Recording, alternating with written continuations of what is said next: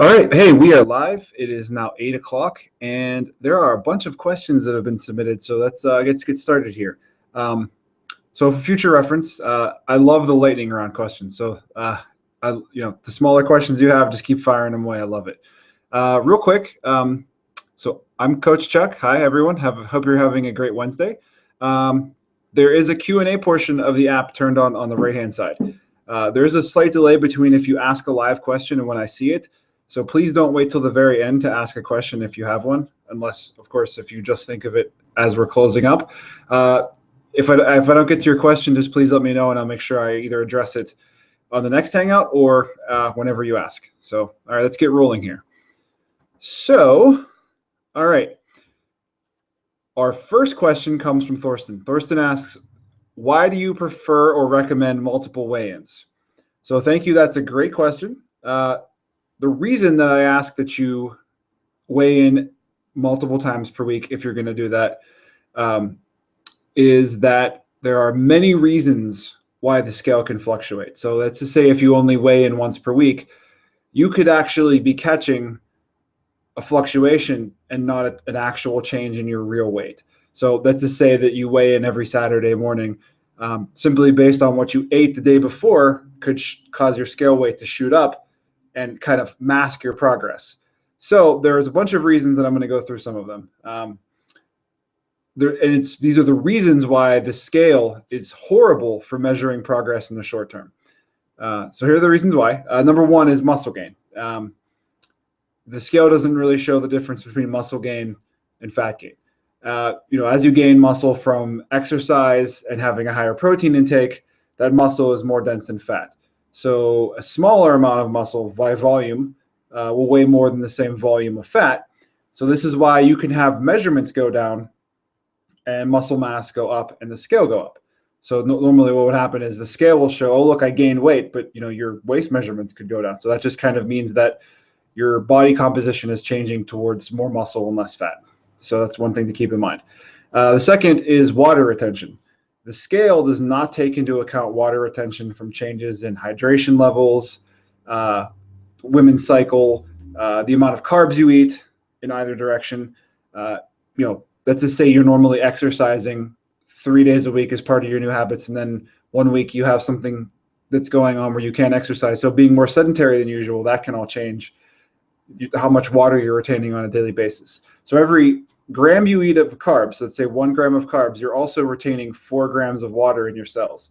So let's just say you ate nothing but carbs one day, 100% pure carbs, and you ate under your maintenance calories. The scale could actually go up as a result of that, and it could actually take a few days to go down simply because you're storing water in your body. The other one is alcohol.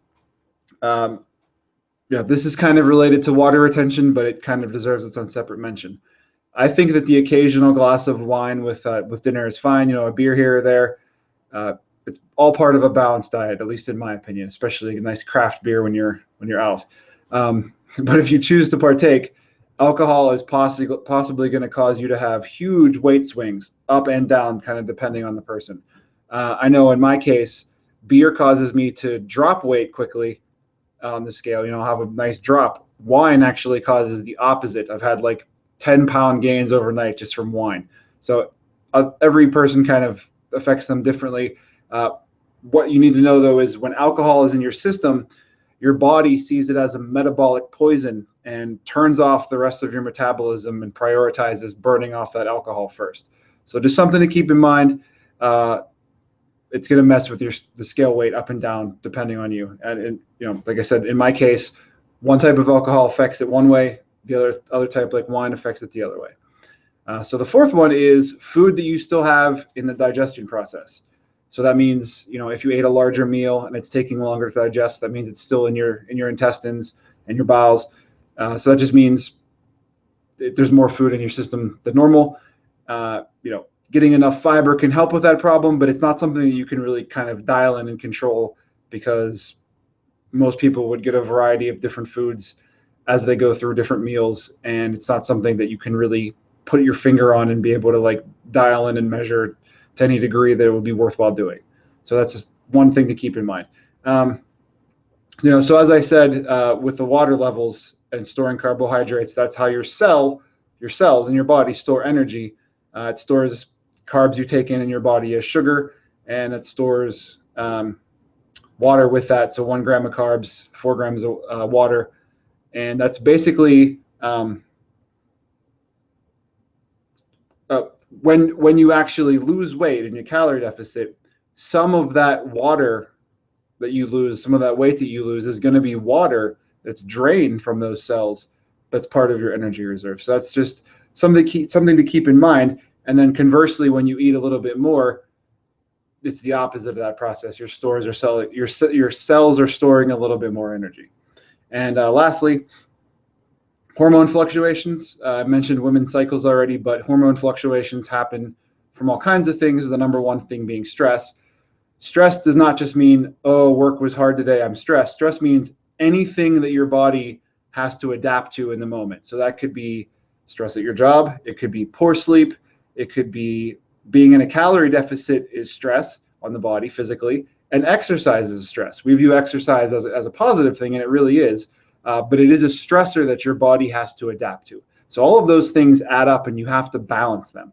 You can't go say you want to lose weight, and I'm going to eat really low calories and not eat any foods that I like, and I'm going to exercise really hard 7 days a week. All of those things are kind of tugging in different directions, and you can't just push in all directions at the same time, or you're not going to get anywhere. So everything is a stress, basically, and all of those things have hormonal changes. There's a hormone in your body called cortisol. That's the stress hormone, and that's going to cause the scale to fluctuate. So that's one thing to keep in mind. The last thing to keep in mind. So that's the reason why we would want to look at multiple weigh-ins per week, if you're okay with that. I know some people have an incredibly emotional attachment to the scale, and that's okay. I've been there. But looking at an average over a course of a week and then comparing the averages week to week will give you a better picture of what's going on, and it'll help to smooth out those curves that can happen for the reasons that I mentioned. And so once someone has gone a bit beyond the basic building blocks of having these habits in place and kind of explored what their specific framework is that works for them without feeling like they're suffering. And what I mean by that is there are a million different ways out there to come to the same point of weight loss, and all of them work. And there is no trick. It's literally all of them work, but you have to find the one that's actually enjoyable for you. So what I'm trying to do is kind of guide you to that one that fits the best for your lifestyle, your personality, your likes and dislikes. Once you've kind of are at that point, I highly recommend using measurements all over the body at regular intervals, maybe once a week, and using centimeters for precision, just to have measurements that are going to be less subject to any flukes in measurement like you can have with inches. But if you're just kind of starting out in your journey and you're still kind of struggling in getting the habits in place, that level of micromanagement isn't really incredibly helpful yet. So something to keep in mind. All right. Our second question comes from Brandon. And Brandon asks, I've been looking at signing up for free yoga classes. Is it okay to do yoga on the same day that I'm lifting weights? Or should I keep the yoga on the off days? So yeah, it's definitely okay to do yoga on the same day as lifting. I would just ask that you do it after lifting. And that's so that you can put all of your energy and focus into your weightlifting, because I believe that weightlifting is the greatest return on investment of your time. So you should throw everything you have at it. But yoga will also help with your post-exercise recovery from the weightlifting itself. You can also do yoga on off days. I probably don't talk about yoga enough, but you could pretty much do it every single day if you wanted to. I do want to clarify something though. If you're just getting started to lifting and you're brand new to lifting and strength training in general, this doesn't really matter for you. It's a good habit to get into now though, that you prioritize lifting first so that you have put all your energy into it, but it really doesn't matter. In Brandon's case, I'm specifically recommending that he definitely do the yoga after the lifting because he's really very strong. And for his working sets, he's using pushing weights that are above his body weight for multiple sets and reps. So if that's the case, then yes, definitely do yoga after lifting. If you're new to lifting, I wouldn't worry about it, but it could be a good habit to get into. All right, so our next question comes from Martin. Martin says that he's using a protein supplement and it's helping him meet his protein goals, but he wants to know, what about a fiber supplement to help with his fiber goals? So that's a great question. I'm glad you asked that one. I'm not huge on supplements. I don't really take any myself right now, but I do occasionally have a fiber supplement. I've kind of weaned myself off of protein supplements, just as a measure to help with hunger. Whole foods are going to make you feel more full than protein supplements usually will. So they're kind of a stopgap measure between a low protein intake and a high protein intake from whole foods. So ideally, over a long enough period of time, you kind of want to phase them out in favor of whole foods, but there's no real rush on that. It took me years to get to that point. As of next week, this marks the 8th year of me having started my journey. It was March 2008. So that's 8 years next week. So to get to the question, for a fiber supplement, I would highly recommend buying some psyllium husk powder. I buy a generic one from Amazon in bulk, but Benefiber makes a few different options that you can actually find in your grocery store. And you want to look for something that doesn't have added sugar. Like Metamucil is a brand that has like an orange flavoring and it has sugar added. So it's basically just getting a bunch of sugar in there to make it taste good, because fiber powder doesn't actually taste good at all. So you want to slowly add fiber in. You can't go from almost no fiber to like 30, 40 grams of fiber overnight, or you're going to pay the price. Without going into the gory details, that price is going to be lots of stomach cramping or sitting on the toilet when you'd rather be doing other things. It's something that you can build up to over time. Your body just can't change gears overnight. I usually average now 50 grams, and I can go as high as 80 grams of fiber before I start to see issues with my digestion. But I don't really. I sometimes still have the appetite of a 400-pound person. So that's just the way that I've found to combat it. I've actually started to move towards mostly plant-based and dealing with a high fiber intake to help combat my hunger. But like I said, slowly ramp up the fiber. I usually mix my psyllium husk when I'm taking it with water, and I chug it really fast. I will advise you that it does stick to the sides of plastic cups. I have a bunch of these plastic cups here, and some of them still have some, it's basically goo. It makes like a gel. If you don't drink it fast enough, it's still stuck to the bottom of some of them. So that's just something to be aware of. Don't ruin your favorite plastic cups. You probably want to use a glass, and it should come out in the dishwasher. Quick shout out to Melissa. She pointed out that she can get Benefiber from her grocery store that does not clump like I'm describing. And because it doesn't clump, she can actually mix it into her coffee and slowly sip on it. So if that sounds like you'd rather kind of hide the fact that you're taking a fiber supplement and mixing it in your coffee, that might work for you. You probably want to buy the flavorless version so you don't have weird flavors that mix with coffee. So that answers the supplement question, but I kind of feel like there's an underlying hidden question in there about, what about whole food choices that kind of up your fiber? There are lots of high fiber foods out there, but I'm going to kind of go over my top 3 that you might not have thought of. Maybe you had, but I think these might be good additions to your food choices. The number 1 is lentils.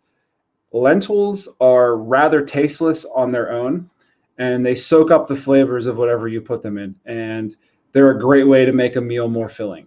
So you could put them in soups, chilies, on top of salads after you cook them. There are green, brown, and red ones. The green and brown ones are higher fiber than the red. They sell these anywhere that they sell dry beans. I usually get them at Aldi or my local grocery store. You can just buy them dry and then cook them in batches. It takes like a half an hour to make a pot of lentils. There's also a tasty, actually you could just have them as a side dish too, I guess, just a plate with them. Probably want to add some spices though, because like I said, they really don't taste like anything at all. There's a soup company called Amy's Organic Kitchen, and I hear that they make a pretty tasty canned lentil soup. And I think it's like $2 a can or something, but it's a filling meal. It basically would be a lunch, and $2 is still cheaper than going out to lunch at a fast food restaurant for like $5 or $6. So that is an option. My number 2 one is popcorn. I don't mean like the movie theater popcorn drenched in coconut oil and butter, but air pop popcorn. I actually, if you look at my MyFitnessPal, I have it pretty much every night without fail. I make a giant bowl. I'm talking a bowl like this big, and it's like 300 calories and very high fiber. It's filling, high volume, low calorie. And if you get fresh enough popcorn kernels, you actually don't need anything else on it. I'll still sometimes put some of that imitation spray butter. I'll just do a couple spritzes, and then I'll use like a flavored popcorn salt, like cheddar or something. That, I mean, it has calories, but they're so few, and I don't use a lot, so it doesn't really add up at all. Just like I said, I eat that basically every night. I love popcorn, and it's high in fiber. It's a great snack. It's a great way to snack if you kind of like that. When you watch a TV show, if you want to snack with you, that's kind of a great way to do it, because it's such a huge bowl that you can kind of mindlessly snack and not have to worry about it being a huge calorie hit. Of course, I'm going to say you don't want to mindlessly snack if you can avoid it. But sometimes it's easier just to kind of redirect a bad habit like mindlessly snacking while watching TV into the best bad version you can get. And for me, that would be air pop popcorn while watching TV. So, and the third one is avocados. So yes, they are high calorie and they're high fat and they're a fruit, but they are delicious and they are high in vitamins, minerals, and they're high in fiber. So I try to eat avocados multiple times per week, and they're pretty cheap too. I sometimes will even have meatless dinners and just have avocado in place of the meat, because I love the taste that much. You can even make your own homemade guacamole and things like that. I usually have it on a salad with some, like beans and things like that. Speaking of beans, this isn't on the top 3 list, but there are all kinds of other foods. Beans is one of the top ones. And that includes refried beans, especially if you make your own refried beans. Some of my other favorites are chickpeas, are also called garbanzo beans. They're great. They don't have like a real strong taste, but they kind of add like a nice texture to a salad, or mixed in with something as a side dish.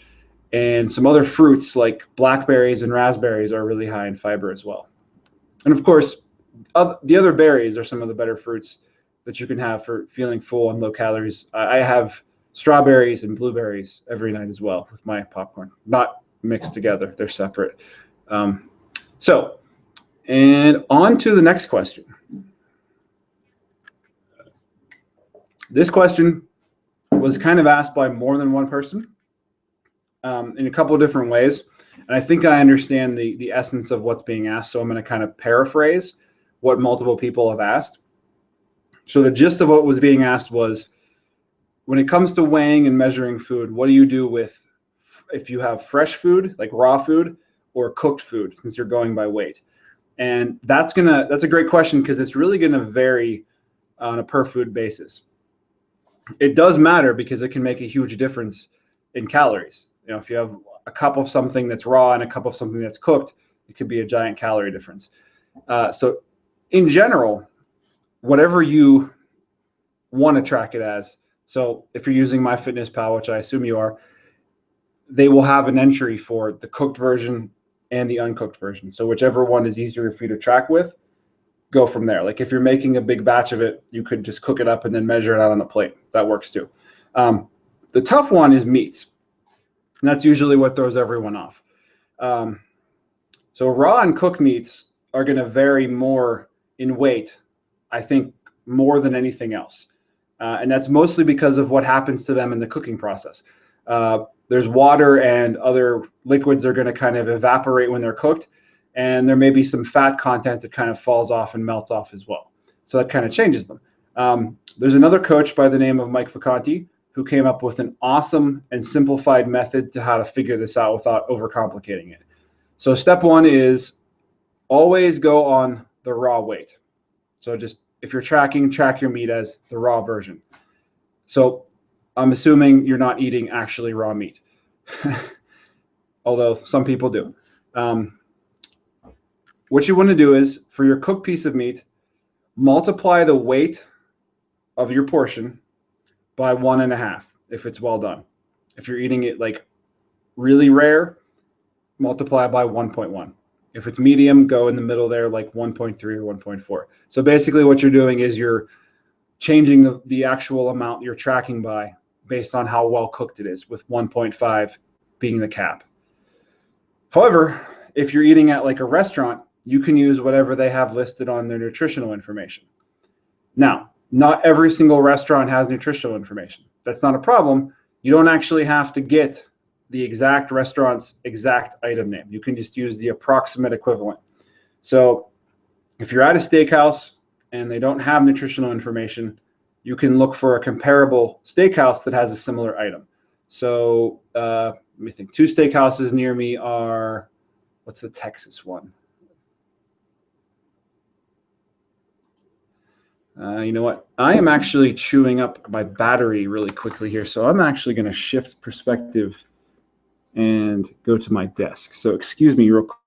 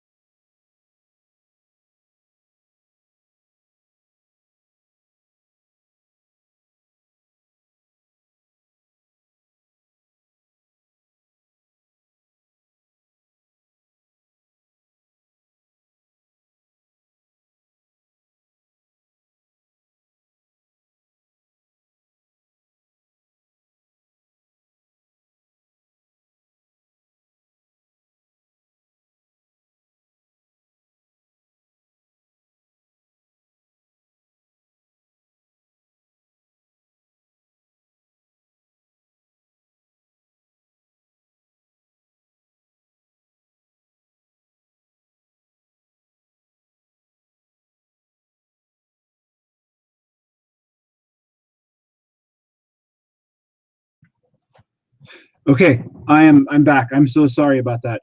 Windows 10 decided to install updates when I was on battery power. So where were we? We were talking about. Let me actually make sure the Q&A portion is still turned on. Okay, I see we still have some people watching, so we didn't lose everyone. Good. Again, sorry about that. Okay. Yes. So we were talking about different steakhouses. If let's just say you're at a steakhouse that doesn't have nutritional information, you can just use a similar item from a similar steakhouse. So I think there's Lone Star, which is like the Texas themed, like an Outback, the Australian themed one.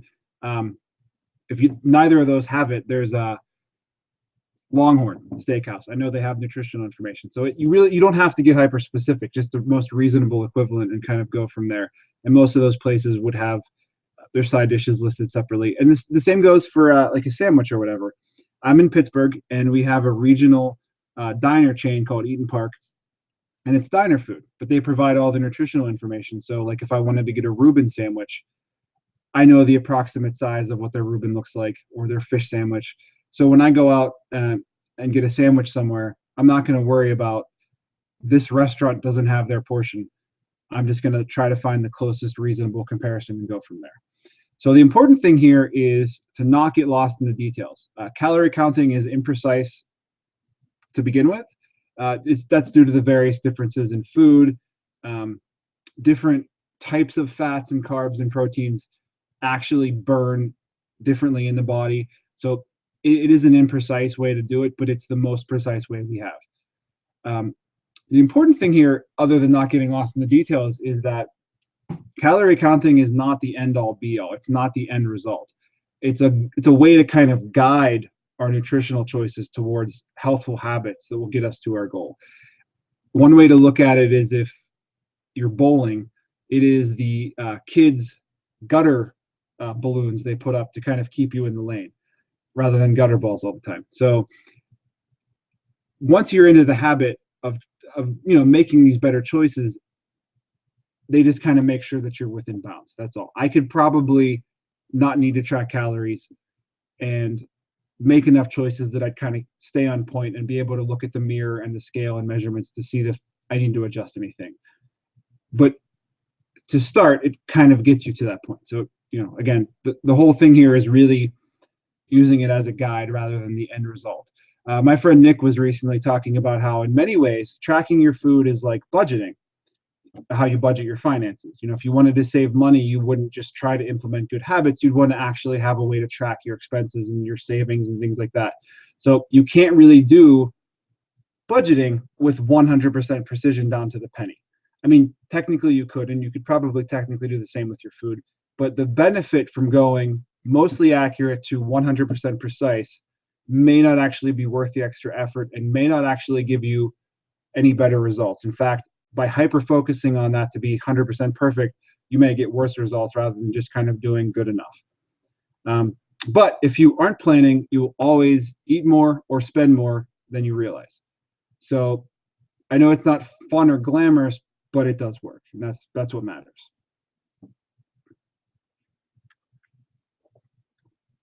Alrighty, and like I said earlier, man, you guys have been really firing the questions in here, and I kind of prefer that. It keeps me on my toes. So keep them coming. All right. The next question comes from Brandon, and I've been waiting for this one all day. Brandon asks, is there any merit to the claims that hot and spicy food helps with weight loss? I already put a lot of hot sauce on my food just because I like the taste, but I've heard people mention that it helps with digestion and appetite control. So I'm wondering if there's any truth to that. This is an awesome question because I love hot and spicy food. And I used to not be able to eat anything hot or spicy. Like even like red peppers would be too spicy for me. I recently got a gift of a hot sauce made from Scotch bonnet peppers that's hotter than Quaker Steak is a wing franchise in the Pittsburgh area. They have an atomic sauce that's 150,000 Scovilles, and then they have a triple atomic sauce, which is 500,000 Scovilles. So if you're watching and you have no idea what a Scoville is, it's a way to measure the heat of something that's generally applied to hot peppers and pepper spray.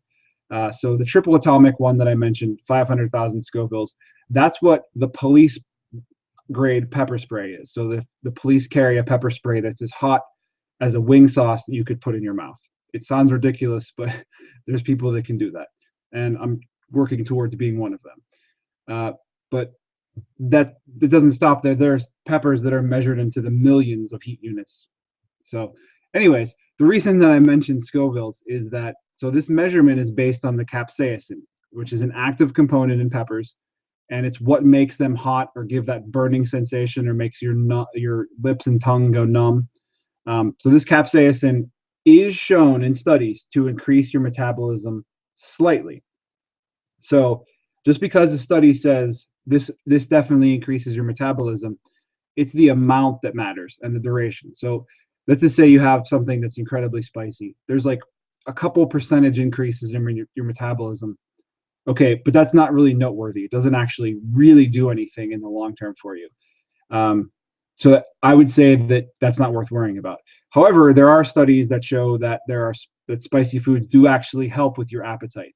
It makes you feel fuller, and the result of feeling fuller is that it's easier for you to stick to your goals, and that's a huge benefit. So much like anything, too much can be bad for you. So if you eat too much spicy food, you're going to have an upset stomach. You might get sick. You might throw up. You might have to go to the emergency room. There's a reason why there's a reason why pepper spray is effective, because it's not good for you in large doses. So keep that in mind.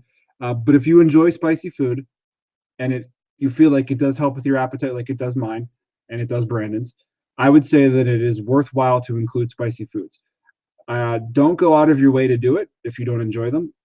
Any speed up to your metabolism is so negligible in the amount that it's not worth worrying about, and it's not worth forcing yourself to eat spicy foods to optimize your metabolism, which you might have seen ads for or something to get you to buy some supplement. It's not worth your time or money, but if you like hot foods, go for it. All right.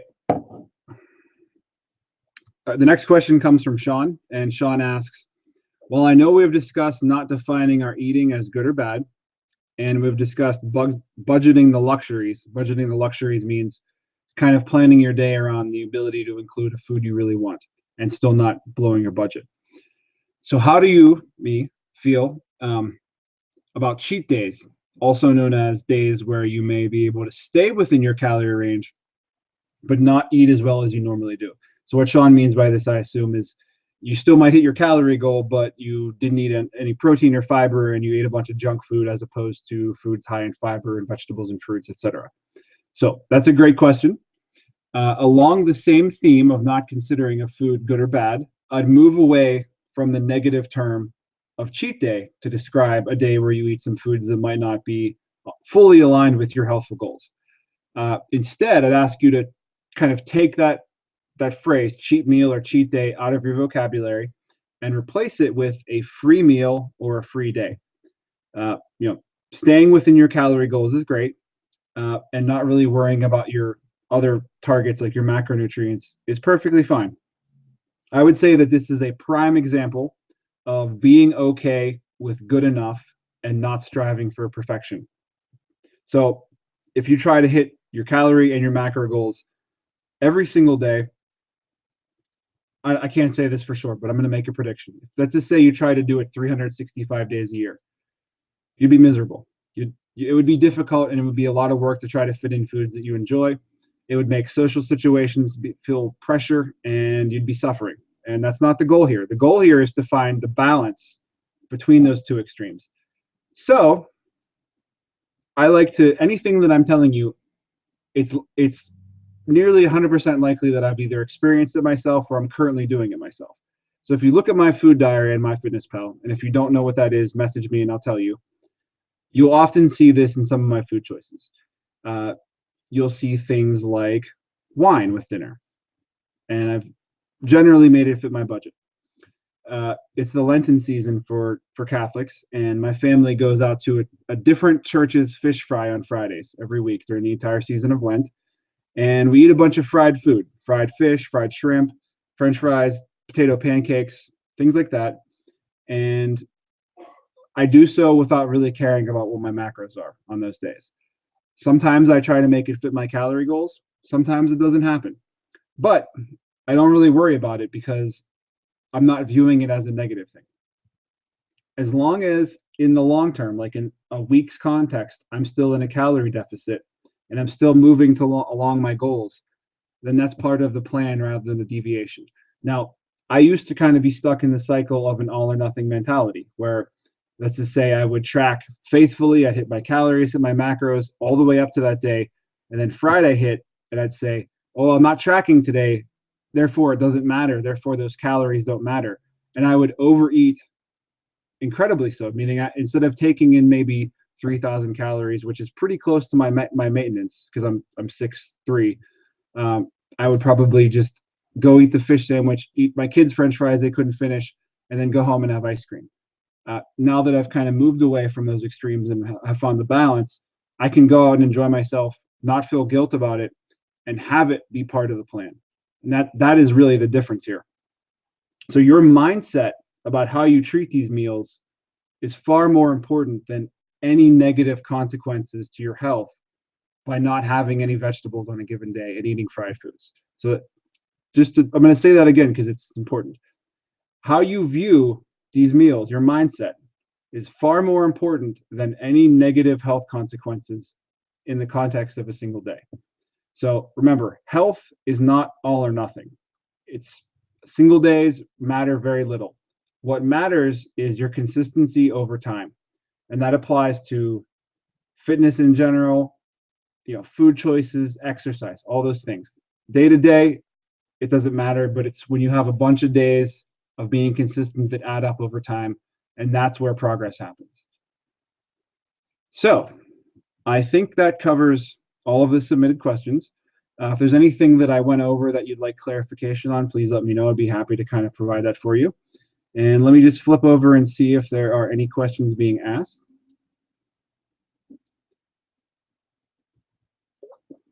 All right.